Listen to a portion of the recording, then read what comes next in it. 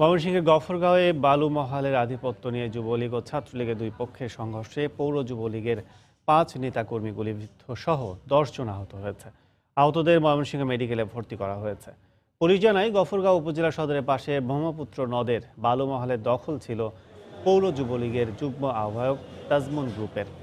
চাঁদনী হল মোড়ে গতকাল বালু মহালের টাকা পয়সার হিসাব নিতে যায় উপজেলা যুবলীগের সভাপতি কাউসার ও উপজেলা ছাত্রলীগের সভাপতি সানিলের নেতৃত্বে বেশ কয়েকজন।